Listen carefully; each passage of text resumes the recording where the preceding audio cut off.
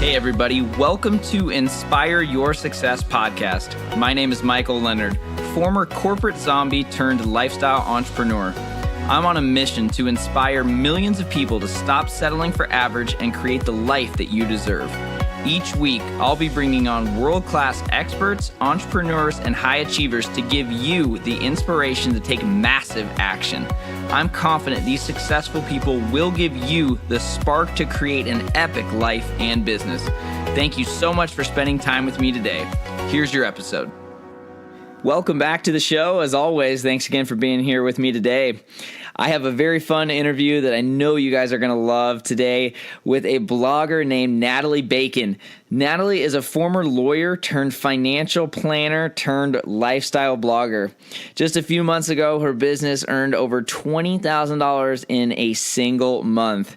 Now, even if you're a lawyer, that's good money, but as a blogger, living a life that you can work wherever and help people, that is way better. And again, I feel like it's only a matter of time before she's at 50 or 100,000. She is absolutely crushing it. So I know you guys are going to enjoy this interview where she talks about transitioning from those careers, how she's able to monetize her blog, and how you can do the same. So hopefully you guys enjoy this interview. All right, Natalie, thank you so much again for being here with us today. Yeah, thank you so much for having me. I'm excited.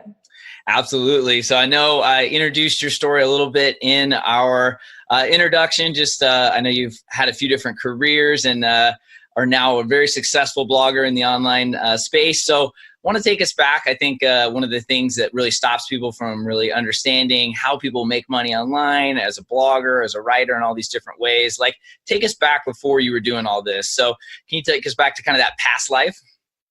Yeah, so I would say my professional life started out of law school. I graduated from The Ohio State University, top tier law school. I was really excited to start working. I always wanted to be a lawyer. I didn't have an entrepreneurial bone in my body. I was just, my brother is a doctor, my dad's a dentist. I was really, really going to be a lawyer. And I became a lawyer. It was great. And I got my first job and at a law firm, private law firm. It was fine, right? It was fine. But then I realized that I had all this student loan debt from law school and I really hadn't paid attention to it. So I decided to start a blog about it. And I'm telling you, I just randomly decided that. There was no thinking about it. There was no researching. I didn't even read blogs. I literally have no idea why it came to me that I was going to start a blog about this. But I just kind of decided that there had to be other kind of like young professional women who weren't naturally super into personal finance, but that they needed to learn some things because clearly I did. And this was just for documenting sake. This wasn't for any long-term plan or anything. You just wanted to kind of record everything. It wasn't necessarily going to be for me to record, more so it was like for me to be able to learn a bunch of stuff about personal finance and then share it with like other women who were like similar to me, right? Typically like into the stereotypical feminine things. Like I'm more into shopping and spending than I am into like, stocks, right? Like That was kind of the intent, was like, as I learn, I'm going to share it with them. So maybe someone else will benefit from it. That was like the intent. That was it. I didn't even know you could make money online. Nothing, like not an entrepreneur, totally just a lawyer. So I started the blog. It was thefinancegirl.com and it was great. Like at first, and I started to learn quickly from other bloggers. And of course I started to read other blogs that you could make money online. Like, this is cool, because it kind of worked as like a little side hustle. And I was making great money as a lawyer, but I wanted to pay off my student loan debt really quickly. So I decided to start freelance writing. And so I made a little bit of money and kind of made it through my blog that way. And as I went on as a lawyer, I started to really get into blogging. And what I decided to get into affiliate marketing. And I decided to kind of stop doing freelance writing. And that was all well and good. And then I got another job as a lawyer. And I thought that it was a promotion. It was a really good job at a law firm. And I thought that I would love it so much that I would end up quitting blogging. Like, I'm like, oh, I'm not gonna have time for this now. This is even better. Like, now I'm a corporate lawyer. I'm a deal lawyer. Like, I'm probably gonna scrap the blog, but like, I'll just kind of leave it up for now and see how this goes. And thank God I did, because I ended up hating that job even more. And the reason is not that I I actually liked the substantive work that I was doing, like private equity and mergers and acquisitions. But when you're in a big private law firm, even though you're not literally operating and saving someone's life, they make it seem like if you don't finish something by like yesterday at noon, someone is gonna die. Very life or death, isn't it? Yes, a very intense, and I'm an intense person, so I didn't really know that I had the boundaries and work-life balance needs until that job. I mean, it was come in on Sundays, come in on Saturdays, stay there till 9 p.m. And I really started to think about, is this the career that I want to go on long term? So I started to really reflect and look at other lawyers in the field and notice that they were doing this forever. Like it wasn't stopping. Like there's no point that you reach it and slow down. So long story short is I decided to quit and become a financial planner. And I did that because I had this personal finance blog and I felt like it would be a good transition, like work-life balance. I could help people with money, like become a certified financial planner. And I really just did it. Like being a lawyer at that point, I just hated it so much that although I was like really nervous to quit but I never like doubted the decision. I knew that it was the right decision. So I quit that, became a certified financial planner, worked at a registered investment advisory firm for the last 3 years while still working on my blog and building my blog, and then ended up quitting last year and going full-time on my business. That is fantastic. I love that. And I love the different types of work that you had. I mean, being a lawyer and then being a financial planner and then doing now you have some personal finance and personal development. You really mix it all well with your blog. So when you were in that corporate world, was it that you didn't like working for someone? Was it the structure? What was kind of the things you felt like were holding you back? Or did you just like blogging more? Yeah, so that's actually a really good question, because the real truth is like I really don't like working for other people. Like I am a boss at heart. Like it's just like I'm a leader. I there's like this deeply held belief that like I can just do it better. And so I really thrive in creating business. I really thrive in entrepreneurship. But at the time I wasn't that self-aware that that was it. So I thought that it was just the job that I didn't like. It was, when I was a lawyer, it was, okay, well, everyone works from sun up to sundown at law firms. If I really want like a prestigious job as a lawyer, I'm going to be at a law firm. And I never really got into other types of legal work. That could have been an option, but I already was really loving having a personal finance blog. So I felt like I would really like helping people with money. I felt like it would be more rewarding. And I learned all this stuff. I was a certified financial planner. Like you could work with clients one-on-one versus at a law firm, the types that I was at, they were working with big corporations. So you don't feel like you're making as big of an impact. So I felt like being a financial planner would really serve me well. And I did like being a financial planner. It's just that I realized kind of that I was on the wrong side of the table. It's kind of, I compare it to wanting to get into real estate and becoming a realtor, right? And you're like, oh no, I don't actually want to be the realtor. I want to be the one buying the homes. Right. Right. It's like, I don't really want to be the one like managing your money from 9 to 5 and you're paying me like a fee. I want to be the one like making the money and having you manage it. And I think it's so fascinating. Yeah. And that's entrepreneurship. That is business. I mean, you can do it through real estate. You can do it through, investments. But for me, the most obvious way, since I was already building this online business, was to do it through an online business. And then I really decided while I was a financial planner to go all in on my business. And then it kind of became like having 2 full-time jobs for a little while till I got it up to a good income level and quit. That is so cool. I love that so much, because I actually started with personal finance as well and published a book, and I was like helping anyone I could. I would like go to a bar and I'd be talking about Roth IRAs, and like I was like such a geek about it, and like, but I was really just trying to help people, and like that someone's like, you should start a blog, and that's kind of where it literally started for me as well. So I think that's really cool that you have that background. And when you were like starting this blog, it sounds like, I know you're a voracious learner. You're always reading, trying to get better. At that time, were you reading other blogs? Were you reaching out to bloggers? Like, what year was this? Was this like blogging a cool thing yet? Because I had a guy yesterday that had been blogging since like 2006. And I was like, wow, like I hadn't even thought about it at that time. So like, what time was this? And what were you doing to like, okay, this actually works? Like, were you reaching out to people or reading? Yeah. So for me, it started 2015. So I'm in year 4 right now. And like the first year, like I said, it was freelance writing and I was always learning. Like I would wake up and put on a podcast. I'm always reading or learning. And I think that kind of curiosity has really served me well. I've never got complacent in that, in a good way, in a healthy way for the next level. So 2015, I'm just starting it, doing freelance writing. I'm looking at other bloggers and like connecting with them. I went to FinCon, which is the, conference for finance bloggers, made friends with those bloggers there. And just started to pay attention really critically to how other blogs were making money.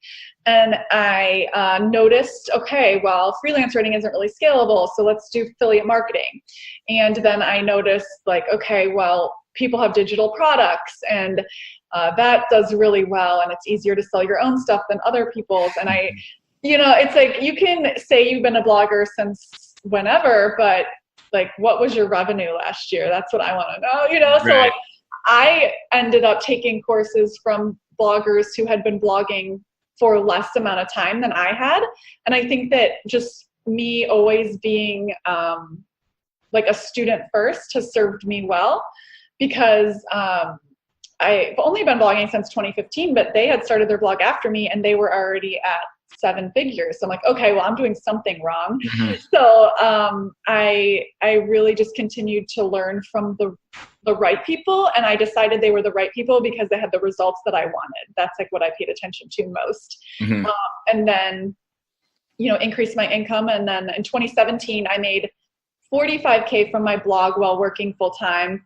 And then 2018, I made 178. So, and now, and that was the year 2018, I made 178K and I had worked full time till April of that year, which was just last year. And so now the next goal is 7 figures, which is super exciting. Wow. There's like so much there. So I love the first part too. Success leaves clues, right? Like Tony Robbins always talks about, like, just find people that are doing what you want to do and model it. Like, everyone tries to do it. Like, I was guilty of this too. Like, I was like, I can do this and that. And lately I've just been like, okay, like, I wanted to start a podcast. I found a guy who I love does podcasts. I went after him. Like, I found people that are doing great with SEO. I went and did that. Like, I think that's such a big lesson I hope people can take away from this is like, find someone doing exactly what you want, buy their course, read their blog, spend money on them, like whatever you got to do, because it just speeds up success, right? Yeah, absolutely. But also have some constraint with it. So I will say this all the time and people hear it and they agree and then they don't do it. So I've been trying to pay attention to like why this is, right? And it's like shiny object syndrome. It's like, oh, I like this person's website. I like this person's Instagram. I like this person's course. I love how this person writes their emails and I want you to be my coach. Okay, Are you talking about me? All right. So what I always suggest is like, choose the end goal that you want. And it's okay if that's a revenue goal. People get really weird about this. They're like, oh, well, I want to help people and make money. If that's like, okay, well, it's okay that you want a business that makes 7 figures. Let's get like really honest about that. And if that's your goal, find someone who's doing that or teaches it. Hopefully they have that if that's what they're teaching. Right. Commit to taking their course and you only learn from them and implement what they say until you're done. It's like I have a podcast episode called Constraint. And I talk about my one-to-one. So I learn from one person and then implement everything I learn. And I don't learn from another person until I'm done. So first it was Create and Go. I took 6-Figure Blogger, that course. Literally, it took me a year to implement everything. I did not take another course. Like, that's a long time. I'm invited to like come to this conference, do this. Like, I'm like, nope, I can't. And right now I did a life coaching certification and I get entrepreneurship training from this coach for a year. And she did 17 million last year. I am going to just learn from her for a year. And it's been really hard because there've been, come to this Tony Robbins Business Mastery with me, come to this. And I'm like, nope, putting it away for 2020. Because for this year, I'm only going to learn from her and implement, because if you just take bits and pieces, even though you think you're like, oh, I am learning from her, but if you're not doing everything she says, like you're going to miss like a critical piece and the whole thing like falls apart. So for me, it's like, find that one person and work backwards and commit to it until you're done and then move on to the next. That is really, really good advice that I have not adhered to. So I appreciate the hearing it again. Like you said, the shiny object syndrome is so real as an entrepreneur, because like you mentioned earlier, you figured out about making money from blogging and writing and affiliate income and courses, and like it just spirals. It's like this Pandora's box because there is so much opportunity. So that's like half the reason I started this, was I want people to like hear my enthusiasm with my guests, be like, you guys get started now. Like it's not too late. Like we're just getting going. Like you don't have to sit at a job you hate anymore. Like there's potential if you learn from one person and put it to work. So thank you again for saying that. So one thing too, I think that maybe people will hear this and be like, well, that's really cool, but like, I don't have any tech experience, or I'm not a writer. Like, can you talk about some of the background that you had? Did you go to school for writing, or were you a techie, or like, can you give some context? I think that really holds people back. Yeah. Well, excuse me, what I want to say is that I think what holds people back is their belief that they can't do it. It really has nothing to do with the tech skills, right? There's 7,000 videos on YouTube right now of how to start a website. Right. So you're only getting in your own way. It has nothing to do with your tech skills. I will talk about my own tech skills, but what I will say to anyone who's listening who is thinking like about the reasons why they can't do it, is I would try and do like a mindset hack and switch that up and start asking your brain like questions that give you the answer you want. So what if I was successful? What if I started it and I did make some money? Whatever it is, like frame the question so that you get the answer you want, because your brain is always going to focus on whatever you tell it to focus on, and it will find evidence for that. Right? So if you're asking it negative questions all the time and telling yourself you're not good enough, then you won't take action to do it. So you have to like work on that mental block. And that's honestly the entire first module in my blogging course. And people benefit from it the most because they're like getting in their own way so unnecessarily. And for me, I don't know, I had a computer. I like went to law school. I knew how to use it. Like I'm educated, but I have no special tech background. I learned WordPress all on my own. I just Google everything. Like I don't really, yes. Yeah, and I will say like that first year, it's so funny. I remember staying up till like 2 a.m. brainstorming names, and like I registered the wrong one, and I spent so much time trying to like get the sidebar to look right, and like about these like images that like would move, and none of it mattered, right? But looking back, it's like the fact that I was willing to do that and put in the time, it's like mental training for what comes next, because it's like what gets you from 0 to 500 a month, and 500 to 1,000, and 1,000 to 5,000, and 5,000 to 10,000, and 10,000 to 83,333 a month. All those intervals, it's different.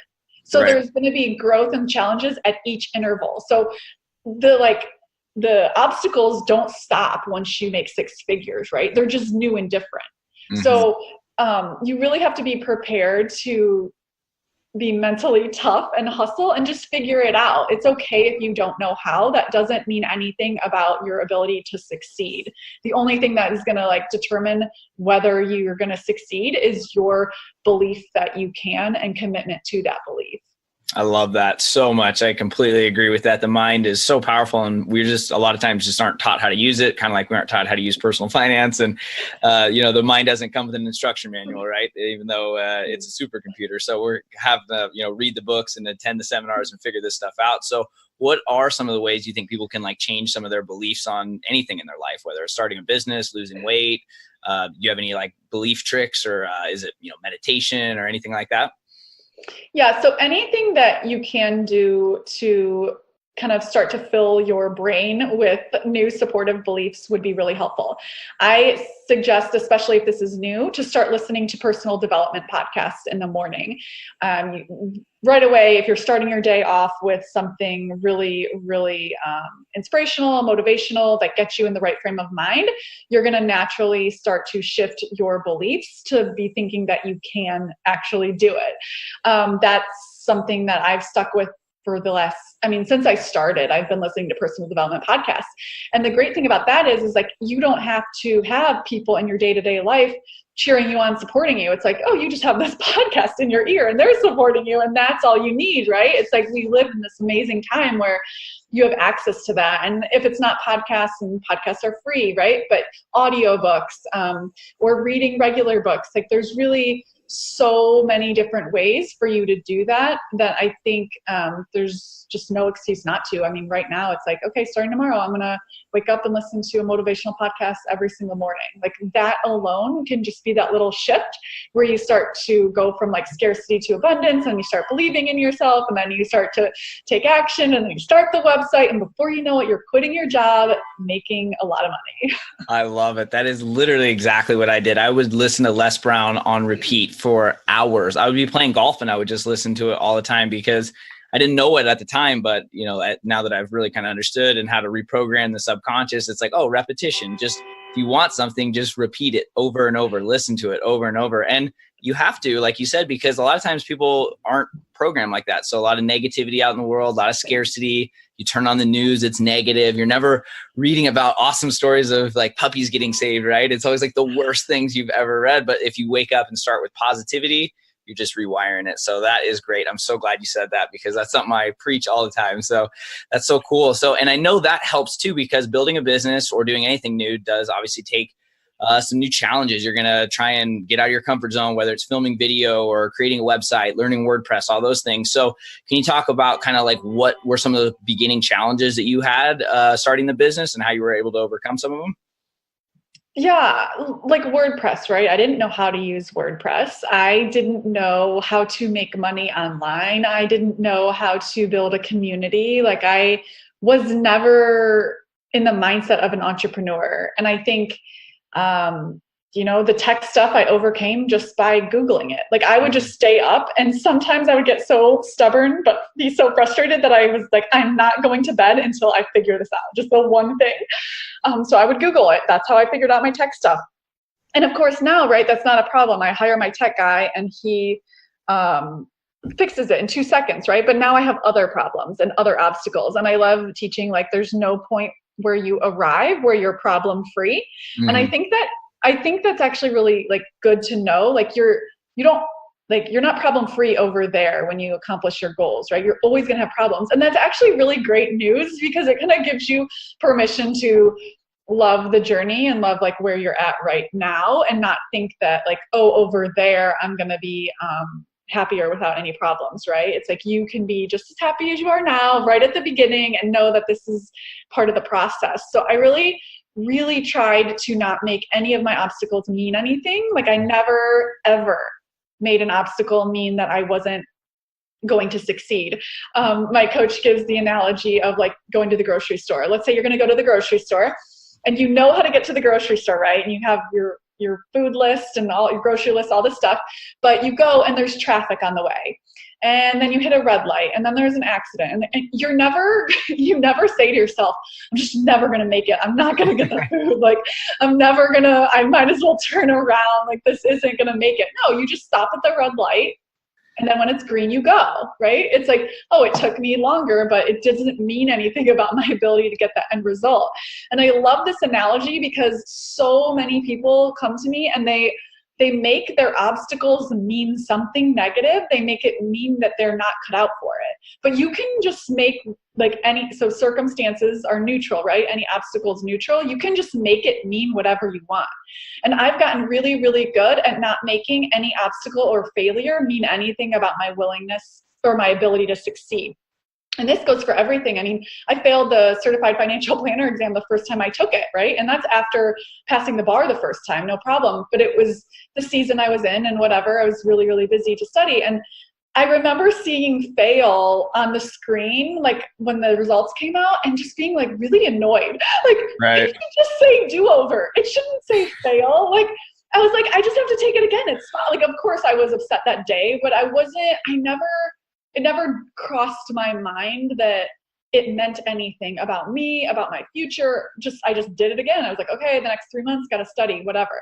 So for business, it's the same. It's like, I don't make any of those obstacles mean anything. It's like, okay, you have one really good income month. If the next month isn't really good, you're like, okay, what went wrong? How can I increase my revenue? And it's like just thinking about it that way instead of making it mean something. So I think that skill has been really, really valuable. So from a mindset perspective, to make sure that anytime I have an obstacle, no matter what season it's in, it's like, okay, well, figure it out and don't let it mean anything about me or my ability to hit the next level of success that I'm headed toward.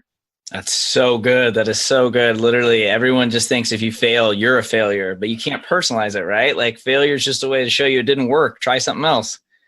That's Absolutely. So good. That's so good. I love that. So obviously you were able to transition everything though. I mean, you go from lawyer to financial planner to successful blogger.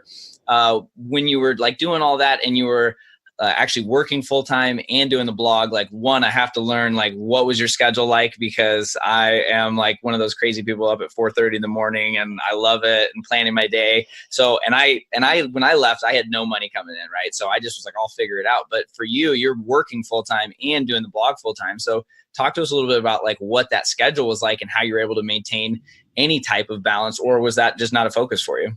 No balance at all. And I hate balance. I think it's like the enemy of success. I think you just have to prioritize at different seasons of your life. People who want balance are not going to be successful in any, like they're just going to be very mediocre, and that's fine. But then just be honest with yourself that that's what you want. Stop saying you want massive success if you're not willing to prioritize different things at different times in your life. So during that season, and I will say, I think having gone to law school gave me really good training wheels for entrepreneurship, right? Go talk to someone in law school, in med school, in pharmacy school, in dental school, in whatever type of professional school, and like talk to them about going to happy hour, talk to them about like what they're doing this weekend, right? No, you're like, they own your soul. But it's okay because it's for a season. And I think for some reason, so many entrepreneurs haven't adopted that mindset, and I have. So it's helped me a lot. So when I was working full time, and I decided to take my business really, really seriously, I was getting up at 4 a.m. and I would work on my business and made sure that I produced something for 2 hours before work. And then I would work an hour at lunch. Literally, I would eat PB&J in my car. I have a picture of it, I think, on my about page. It's like nataliebacon.com/about. And you can scroll down and see there's like a picture of me in the car with my laptop and my peanut butter and jelly sandwich, right? So by the time I got home, I had already had 3 hours in of work that day for my business. And I think I would say 4 nights out of 7, I worked on my business as well. The other 3, either I did do something with friends or family, or I had an event, like I had something I had to go to. And a lot of the weekends were just jam-packed with work. I didn't travel last January through April at all. And like some people just aren't willing to do that. And it's okay, but you have to be honest with yourself. But then it's like, okay, well, you come to me and you want the results I have, then I'm going to tell you, you have to go through the season. And I really think that's just probably more like 0 to 100K. I think when you're scaling from 6 figures, you don't have to hustle that hard. But I think to get there, you do.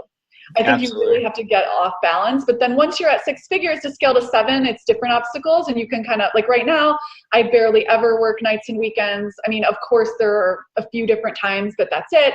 And I want to get down to 3 days a week. And now, I'm outsourcing and that sort of thing. So it's not forever, right?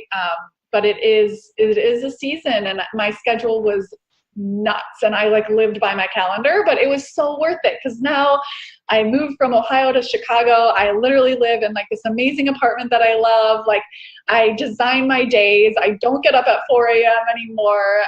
But really, and I work for myself doing like serving the people I want to serve. Like there's nothing better than this, really. I love it. That's so great that you said the balance thing. I was at an event last weekend and 3 different entrepreneurs said balance doesn't exist. And these guys were worth 10, 20, 50 million. And I mean, they were big time entrepreneurs, and they just laughed. Like people were like, how do you get a work-life balance? And they're like, go to a 9 to 5. And they kind of just laughed.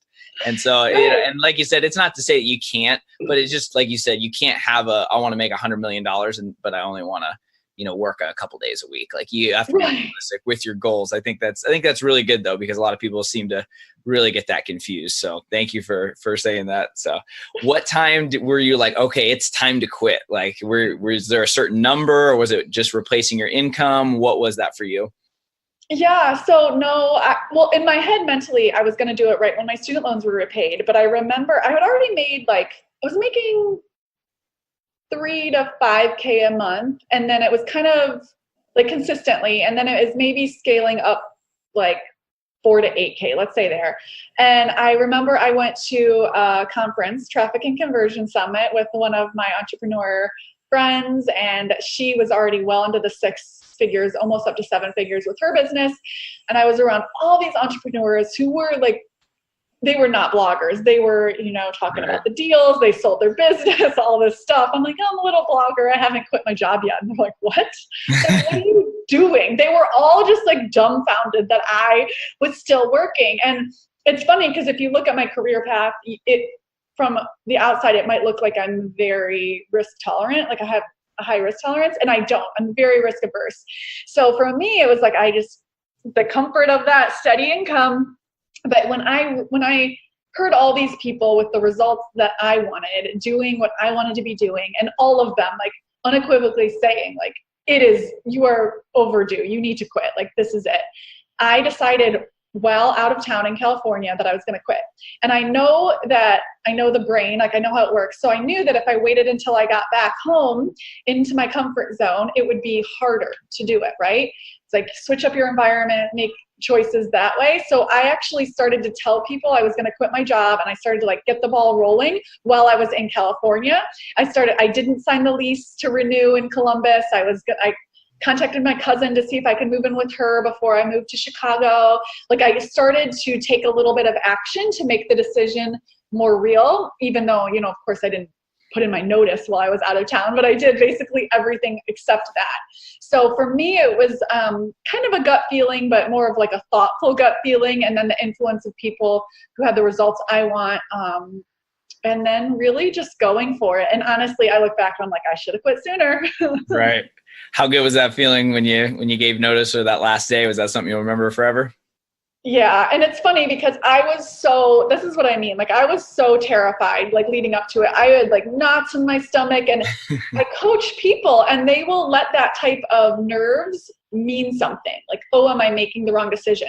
But I know myself well enough to know that like feeling that fear and anxiety about it didn't mean anything. Like I had already made the decision from a normal, calm state. It was already done. Just because you feel nervous when you're about to confront it doesn't mean anything. So I was super nervous that day, put in notice, and then everyone was so supportive and wonderful, which was great. And then that last day was like amazing. And the whole summer, everything was like really awesome. So yeah. That's so cool. Yeah. It's just that part of your brain that just wants comfort. It doesn't mean you shouldn't do it or you should do it. It's not a sign from anything above. It's just your mind being like, hey, play it safe. Like, I like comfort. Please don't do this. Right. But once you get out of that comfort zone, like that's when the fun happens. Right. Oh my gosh. Absolutely. And if you start to do this on a smaller scale, you'll get evidence of it, and then hopefully you'll continue to do it, right? Because you'll see like, oh, your brain just naturally like seeks pleasure, avoids pain, and wants to be really efficient. It's like the motivational triad, right? So it is just the way that our brains evolved. And this was like super helpful when we were, in the cave, right? It's not as helpful when we're talking about quitting our jobs. Like no one's attacking me, like I'm gonna survive, but it's a survival mechanism, right? And when you start to notice that that's what your brain is doing, you really can detach from any meaning and know that, okay, my brain's just freaking out because I'm going outside my comfort zone. But on the other side of that is where the magic happens. Like sometimes I'm like, I don't even say this to be it's just like amazing when you really do it and you can have pride and like be proud of what you created. Like that is awesome. And I hope that everyone listening just feels proud of the decisions they're making, because when you do the work, it's totally worth it. I love it. So when people are excited right now, they're feeling it, like what are some advice like that you would recommend? Like how can they get started? What should people start doing if they are in a 9-to-5 and they don't have a side hustle, or maybe they're just dabbling and just aren't really sure? Like what kind of beginner advice would you give to them? Yeah, start getting really good at making decisions and then give yourself the gift of making the decision. So do you want this, right? It's not going to be easy. It's going to be uncomfortable. And that's okay. Like, that's amazing. I say make a decision, because when you're dabbling, you're not going to get the results that you want. So if you make the decision, yes, this is what I'm going to do, then you can be committed to it. And then you can create a plan, right? It's like, okay, well, I don't know how to make 6 figures online yet, but I'm committed to it and I have my full-time job. So I'm going to go pick one person in the marketplace who's already doing it. They have the results I want. I know that because I've, spent some time researching, and they're making money this way, and that's how I want to do it. So I'm going to take their course. I'm going to do everything in their course. I'm going to take it and then I'm going to implement it. And I'm going to put everything on my calendar to make sure that I follow through no matter what. And then do all that and then check back in with yourself in 3 months or however long it takes, and then do that again. Pick someone else, but make sure that you're growing and you're getting the results. What I see happen a lot is someone will say, okay, I'm committed to this, I really want this, and they desire it, but they let different things mean things, right? And they instead of pushing through the discomfort, right? So they'll say, I'm committed to this, but so I'm going to take this one course, but then they go to a conference, and then they go to something else, and then they're kind of dabbling, and they're in passive action, which means they're just consuming and they're not producing a lot. It's okay if you produced a webinar and no one showed up. It doesn't mean anything. It doesn't mean that you should stop doing webinars, right? It just means that one person shows up, and now you got to get back out there and do it again. So I think that people change course and dabble a lot, and it really, really hurts them. Like, I was really strategic, and I really don't change my mind often, and I think that serves me well. So that would be my advice, is to choose someone who's doing it and create a plan for you to do it too, and don't waver in your commitment, and definitely take massive action until you get that result. That is great advice. I love it. When you think about like some of your early success too, or even like ongoing now that you're trying to go from 6 to 7, what do you find as far as like the environment or the type of people you surround yourself with? Have your friends changed? Have you tried to, actually go out and make new ones? Is it attending masterminds? Like, what do you think about that? Because I feel like that's been very powerful in mine, just to help with the beliefs that we talked about earlier. So there's kind of been an evolution. I completely agree. In the beginning, I'm like naturally just a networker. Business development is like my thing. Like, I rock out a happy hour. Like, I love it. But I had to be very careful about that, because someone like me, the natural networker, it's amazing to make blog friends and friends online, and they're really, really valuable. But you don't actually need them at all to make money. So, and I bring that up here because someone like me, I really thought that going to conferences and making all these online friends would somehow grow my business, and it doesn't at all. And then that's okay. They're still really, really valuable. You need them for support, and you want them because you're doing this thing, and it can feel like you're lonely or like just weird because no one in your personal life understands it. But it's important because it's important to understand the role that they play. So at first I thought this was going to like help my business grow. And then I learned from my coaches who had, they're 7-figure bloggers now.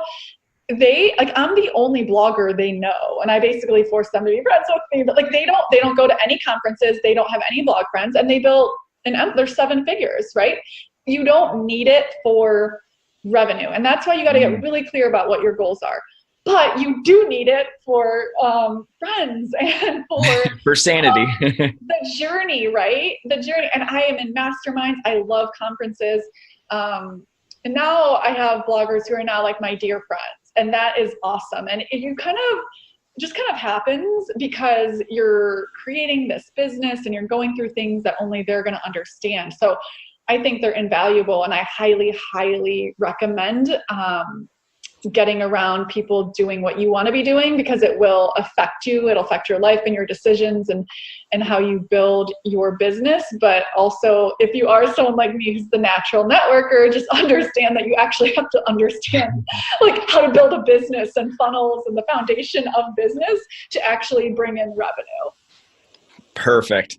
So before I ask my last question, where is the best place people can learn more about you? If you have any specific courses or things you think would help people, feel free to let us know where we can find it. I'll make sure to link everything in the show notes.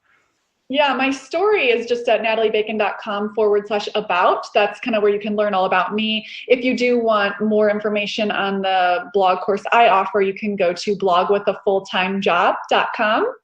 And then my podcast is like my baby. That is where you can hear lots of personal development and some online business podcasts episodes every Wednesday. It's called Design Your Dream Life with Natalie Bacon.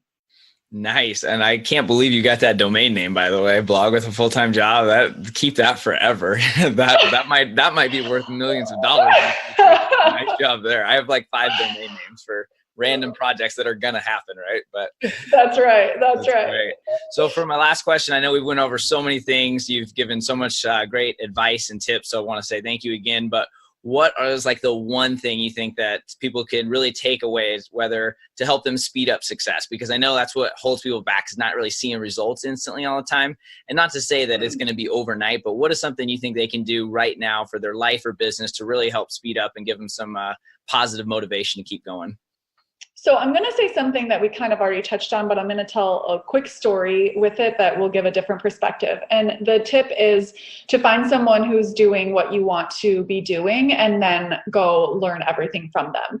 And I am going to share what I mean by that, because it's not just like, oh, go find someone and listen to their podcast episode. Like, go find them and haunt them and be obsessed with them and stalk them. Like, I did this, right? I became obsessed with Brooke Castillo at the Life Coach School.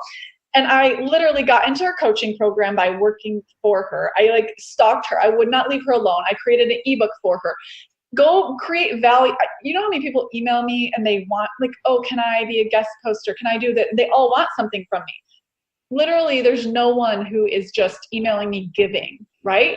If someone emails and just says thank you in a sweet email, or they're sharing, an ebook or something like that, that sticks out in my head. So find that person and go provide value to them so they can't ignore you. If you do videos, create a video for them, or Instagram, whatever, go help them and they will notice you, because you have to get so close to that person. I mean, I still work for her part-time. I help her out because I want to learn from her. She made 17 million last year, right? Like I want to get around her. So I don't mean from afar. I mean, go be obsessed with that person, because people who have the results that you want, they need help. And it's very hard to find really committed people to help you. Everyone is kind of looking out for themselves, right? What's in it for me? And they want to be on your blog because they want link backs to their site, but it's like, if you really want new results, the best and fastest way to success is to get around someone who already has it. And the way that you do that is you just force yourself into their lives. You provide so much value that they can't help but pay attention to you. And I've done that, and it always works. And Tony Robbins got his start working for Jim Rohn, and that is how I decided that I was going to work closely with Brooke. I was like, oh, I'll just work for her. She'll hire me. It's fine. So definitely get around someone who has the result you want, and find a way. No excuses. Phenomenal advice. Life gives to the givers and takes from the takers. And so most people just don't get that. And that's something I probably was guilty of when I first started too. So I think that hopefully people can really hear that and put it to use. So instead of just asking a mentor for lunch or advice, what can you do for them that will then make them want to help you? Yes, absolutely. Perfect. Well, thank you so much again. There were so many great nuggets and quotes. So really, really appreciate you spending time with us today. And thank you again. Thank you so much for having me. All right, Natalie, have a great day. You too. Wow. Hopefully you guys enjoyed that as much as I did. Natalie is super passionate, and I love everything she's doing with her blog and her own personal development. It's one of those cool stories that has been very fun to follow. I've known her blogging wise for a few years, so it's really cool to see her growth and, again, just how much she's trying to help others. I really like with her story too is that just because you're a lawyer or a financial planner or something else, if you don't want to do that anymore, you don't have to. It's all about about starting a side hustle, figuring out if you can scale it, making some money, proving it to yourself, and then if you want to leap, make the leap. As you can tell, she's making as much money as she would from that, if not more. Plus, she has the ability to scale her income and work wherever she wants. So Natalie is one of those people that I highly recommend that you follow. So make sure to take a look at the show notes where there's links to her blog, her courses, her awesome podcast, and a few other resources. So if you want to learn how to start a blog, make sure you take a look at the links I have down below. I have a step-by-step guide and some of the best practices for those of you that are already a blogger. So hopefully you guys found all that useful and enjoyed it.